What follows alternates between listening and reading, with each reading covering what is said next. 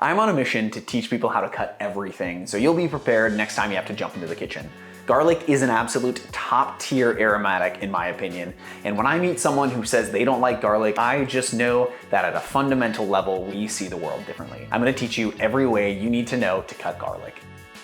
I want to start with probably the most common problem with garlic. How can you peel it quickly? You need to separate the whole bulb of garlic into cloves, and there are a couple of different ways to do that. You can use your hand and just find where the cloves separate, or you could do what I like to do. Using a bench scraper, or really anything flat, press down on the bulb until it falls apart. From there, you can easily just toss the roots or any paper into the trash or compost. This is the easiest way I find to break down a whole bulb into cloves. For the cloves themselves, if the garlic is fresh enough, you can honestly just use your fingers to peel off the paper. If they're a touch older, you may have a little harder time with it.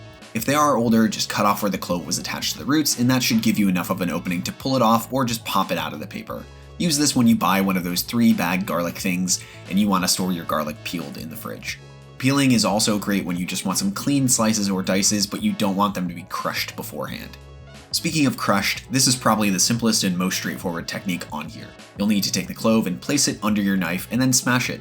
The only thing you really need to be aware of is not cutting your fingers off. Don't do that, not good. Now you can go slow and do this with just a little press. You can also place your knife down and whack it really quickly. This works as long as your knife has a large enough heel. Don't do this with anything like a paring knife. Use this for long braises where you want to remove the garlic at the end, or if you just need something to throw in pickles or marinades. Garlic gets much more pungent the more cells you rupture by cutting or smashing it, so this is going to taste much more mild compared to something like a grated clove.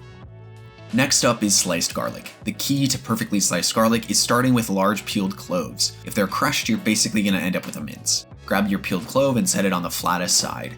Tuck your fingers into the claw grip and hold the clove and then start making small slices. Either rock your knife back and forth or press down and forward with the knife. Whichever way you choose, let the knife do the work and feel it actually slice through. Don't force it. If you have to force it, you're most likely working with a dull knife and you're more likely to cut yourself. You don't have to go all the way to the last little bit at the end, just go until you're comfortable. These are best used for pasta sauces or simply fry them in some low temperature oil for garlic chips. Those are great on top of pretty much everything. Diced garlic is the most commonly used form in my kitchen. To take a clove down into a nice clean dice, you need to start with a peeled garlic clove, again not crushed. Like an onion, we'll make horizontal and vertical cuts into the clove while leaving the little root end intact. Think of this like a grid that we're making. A sharp knife goes a long way to help with this. 2 to 3 cuts in each direction should be enough, and then turn your clove so you can slice crosswise into it. Once you make that slice, the pieces will fall into a nice dice on your board. This works really well in everything from sauteed vegetables, spaghetti sauces, or garlic rice. This next one is the easy mince, my preference for quickly breaking down a ton of garlic. Start by dicing your garlic as we just did. Do this for as many cloves as you want to mince. Pile up those diced pieces and then start rocking your knife back and forth over the pile. Put your hand on the back of the knife as support and simply use the rounded shape of the blade as your rocking guide. The more you do this, the finer your pile will be at the end, so continue until you're content with the size. Minced garlic is great for marinades as well as sauces, or if you just need the pieces to be hidden from any garlic haters. The flavor of the garlic though is much more pungent than any of the others we've cut so far.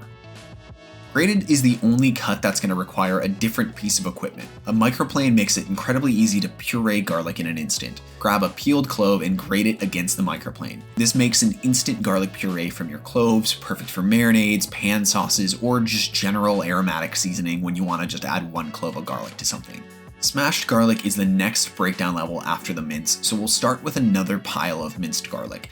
After rocking your knife over the pile until it's pretty fine, you'll add a pinch of salt and then use the side of your knife to press into the pile. Keep your fingers out of the way of the blade and make sure they don't slip off. If you actually put the pressure on the fingers that are touching the blade itself, you'll be fine. So apply pressure with the hand that's not holding the handle of the knife.